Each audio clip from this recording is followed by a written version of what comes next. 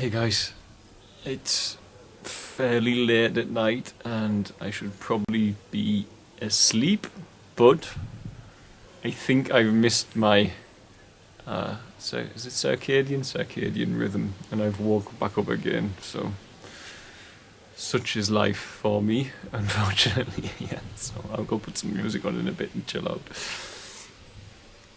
I want to make this video. It's got pretty much nothing to do with nothing to do with spirituality. So if you don't want to hear it, you can switch it off. But it's about me and running this place. And I want to just try and explain stuff that you don't see. Because I know people get frustrated when sometimes I don't reply to emails. And there were lots of people in my Facebook, etc. They'll message and say, oh, you could do me the courtesy of at least a reply. And some people get angry, and some people are disappointed, and some people get upset. And I hope every person, which is unlikely, who might ever get upset because I'm not replying or whatever, will see this. And I just want to try and explain everything bit by bit, and why at the moment I'm working to change our systems with regards to the website, because it's getting impossible for me. It's why I'm sick. I think anyone knows, everybody here knows, the reason I keep getting sick is I've got too much to do. And they are very respectful of me here because of that, because they see it firsthand. And my friends around me here respect and love me because of that, and they know what's going on, and my wife as well, my family. But you guys don't necessarily see it, you don't know, and you see me because sometimes I think, okay, I feel good right now, I'll make a video, and I always just look cheery and bright and like, hey, this guy's doing okay. But more points of the day I'm under immense pressure, and it shows. So let me just try, without being get the violins out, woes John, let me just try and explain the problem I have with having time. First of all, it's very obvious when I say I have 74 staff. And managing staff anywhere in the world doing anything at all requires a lot of effort. And you have to spin a lot of plates or keep a lot of balls in the air when you're juggling to manage 74 staff. Think of companies in the UK and such, and how they get about managing such massive levels of staffing. Everything they need. And you'll understand everything I've got going on here, but my work is so varied that it's very, very difficult.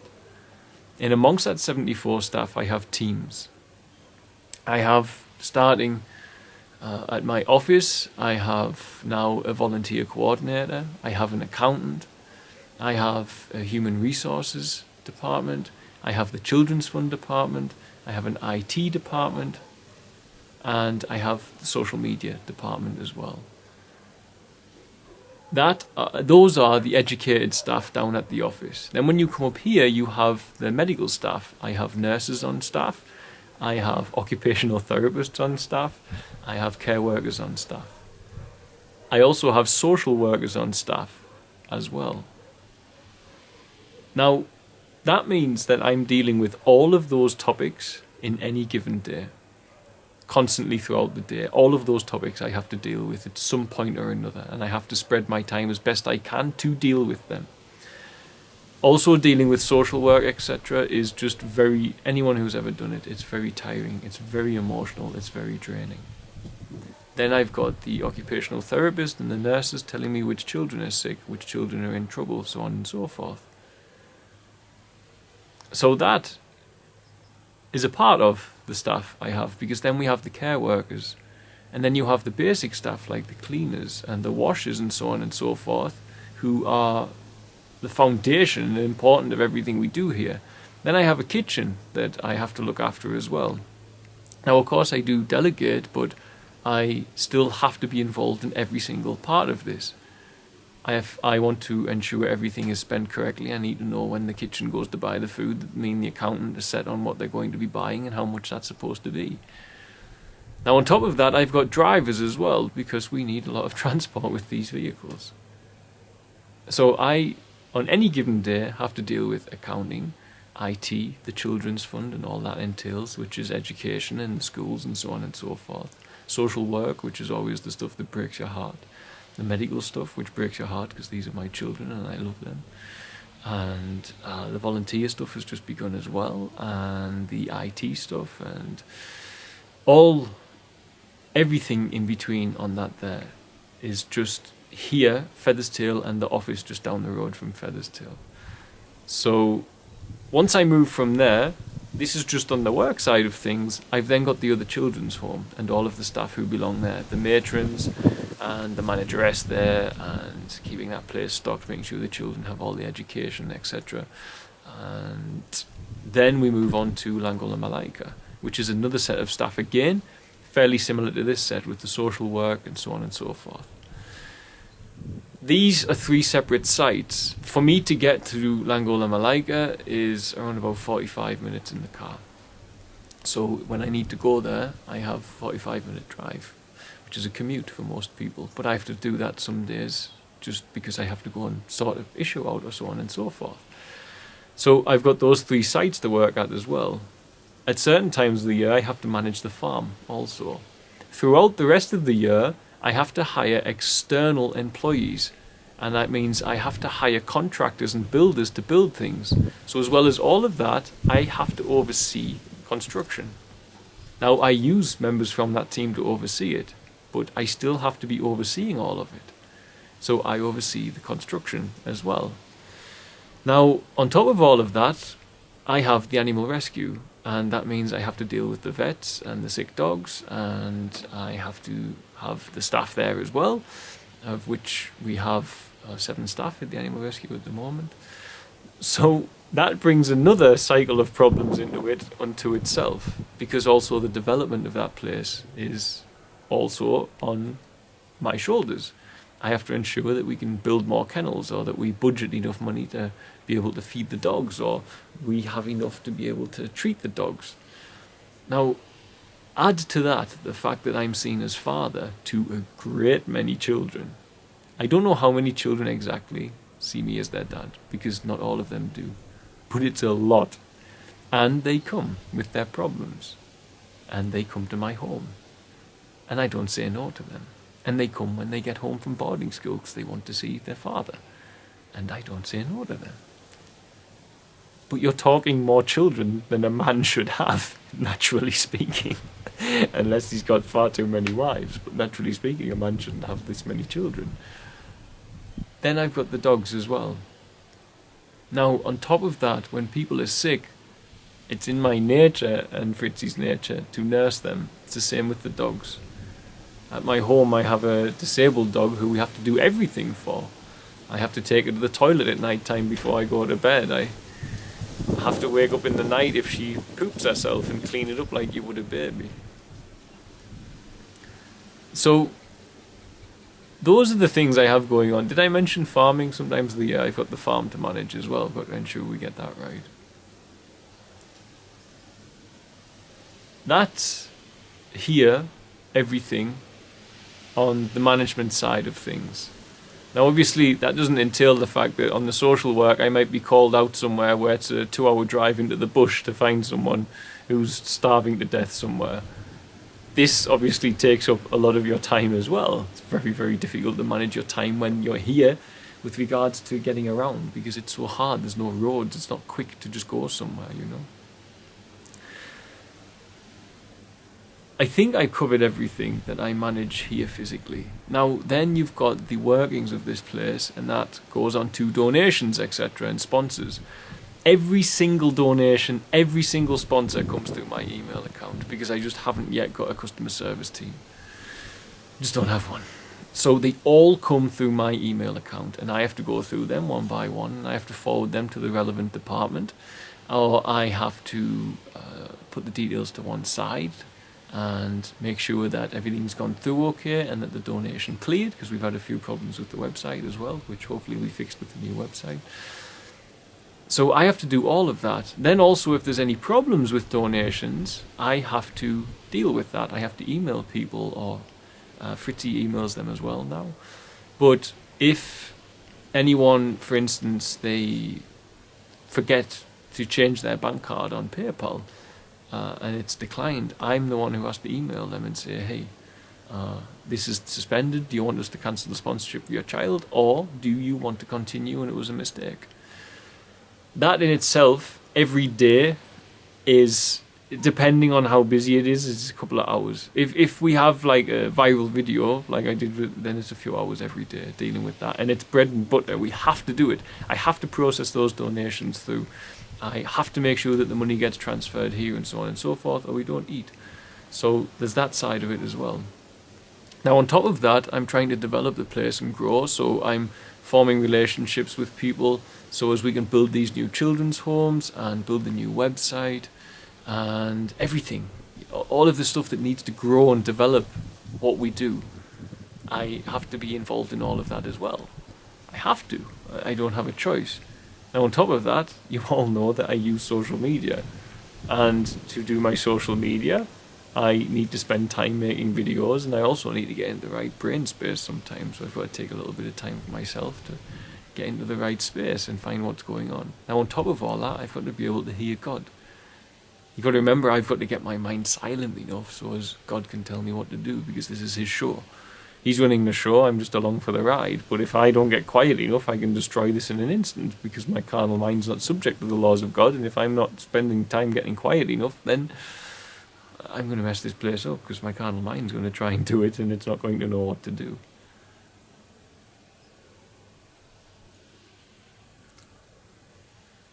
That is a little of what we do. Now on top of that, I'm a human being. I have feelings. I have a pregnant wife who I want to spend time with and look after. I have family at home who I miss dearly, and that eats time from you. It also eats away at your energy. When you sit and think about them or you dream about them, it eats away at you. I've been sick as well. This ebbs away at you in a bad way as well. But I'm a human, and I have human problems to deal with, despite if I've misrepresented myself with all the meditations, so on and so forth. You know, I still, for instance, have to grieve when I lose somebody that I love.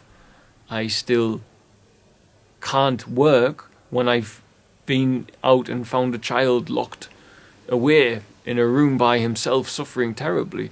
I can't come back and just start working. I need to sort my life out, my head out. And if you think it's shocking on the videos, try being there in person. On top of that, try having the feeling that without you, those children stay in that room. Because that's often a feeling I get. It might not be true, but I don't see anyone else here who's doing it. Otherwise, why are they in these rooms when I get there? Or why are these children starving when I get there? Because there's just so little help. And I'm the one who's being put in this area by God. So I'm not saying I struggle with that pressure. I welcome it, because I feel that the stress is something I've made into my friend. When I start getting stressed and my heart's beating faster, I just see my body's preparing me for the situation at hand. It's not getting into stress, it's preparing me. But regardless, dealing with all of that stuff on top of that takes time. And that's the one thing I don't have a lot of. So when people email me, I try to read as many emails as I can, but I have 1,608 unread emails in one email box. I've got 2 other emails with hundreds of unread emails as well. And when I see stuff coming through, I can normally gauge which ones are of importance. For instance, if we're running out of money and I can see someone's wrote donation, then I'll click on it, because we need to feed the kids. But if I see someone saying, I need your help, I very, very rarely click on it, unfortunately. It's not that I don't want to help anybody, it's that I just don't have time. And sometimes I do read those emails and I don't even reply because if I know you can Google the answer, then I'm not going to engage the person just purely out of brutal time management. And I'm sorry that it is that way, but it's just the way it is. I have a lot to do. A lot. And I'm under no illusion that it's too much and that God is sorting me out these systems to help me to relieve this to help to relieve my time so as I've got more time to focus on the important stuff, like getting out there and getting these kids here. You know, I shouldn't be spending hours a day going through donations and stuff. That shouldn't be what I'm doing.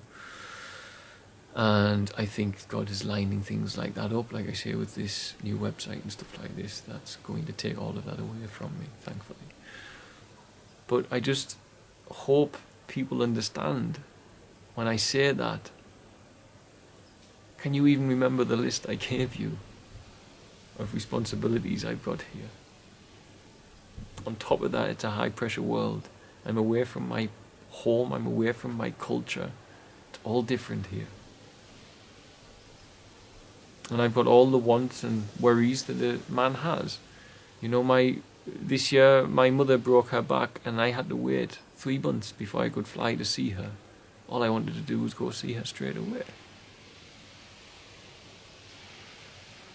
You know, I had to, like anyone else, wait and save the Patreon money and so on and so forth so we could get away. And just like anyone else, I've got a baby on the way and I want what's best for my wife and the baby, and you know, I can't work any more than what I'm working, or I would love to get my ebooks written and stuff, but I just can't, which is why I've been mulling over whether the spiritual ebooks, I don't know, I might need to do something like an Indiegogo for the spiritual ones, just so I can somehow find the time to do them, if I'm ever going to do them, because it's going to take money to put someone in my position to take over for a while. But it's going to have to be someone quite educated, or I'm going to have to bring up some of the members of staff here to cover my job and replace them with some other people or whatever. So, but I can't work anymore, so here's what I was saying, and I want what's best for my wife and child, you know. And then I've got the excitement and the enjoyment of having a pregnant wife.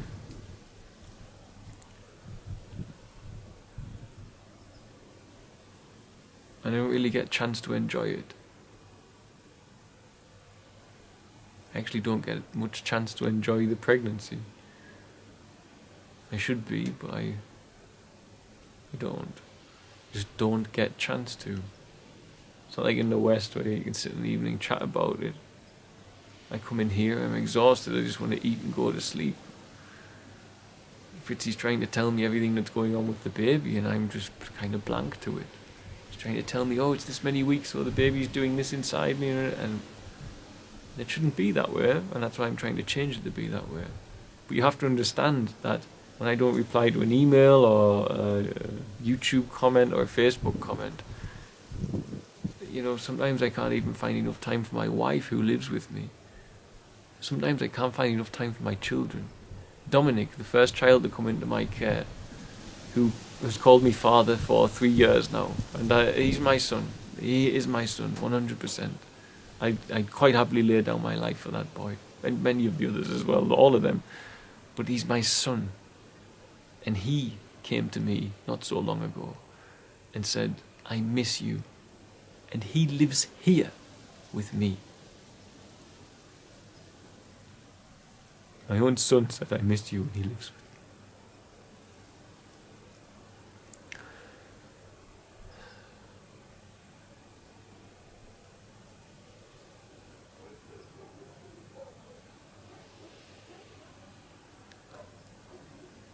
I'm just busy. I'm doing the best I can. And I'm sorry for those people I can't reply to. Because inside that list is my own family, you know. It's not just people on YouTube, Facebook and emails that I don't get a chance to reply to. Sometimes my own family, I don't reply. I see the WhatsApp messages rolling in, I just forget. So, I just wanted to share that peek into the inner workings of my life. Pretty intense. But I love it. Don't get me wrong, don't get the violins out. I love it. I just need people to understand why I'm in an unusual position. And I can't always be there for everybody. I just can't. And I'm sorry for that. So, God bless, guys. Bye. Thanks for watching. Don't forget to like, share and subscribe, as it really helps us to grow the channel and with it help more children here in Tanzania. Also, don't forget you can support our work by sharing with children in crisis here, be it sharing for a particular need or even sharing one-on-one support for education, housing, food and medical care. It can be done for as little as the cost of a cup of coffee a week back in the West after all. Just visit www.sharetanzania.co.uk to find out more. Lastly, remember you can also support us via Patreon, www.patreon.com/featherstail, and help keep us here in Tanzania to continue our work. The links for the website and for the Patreon are in the description box of this video. Love and light, guys. See you soon.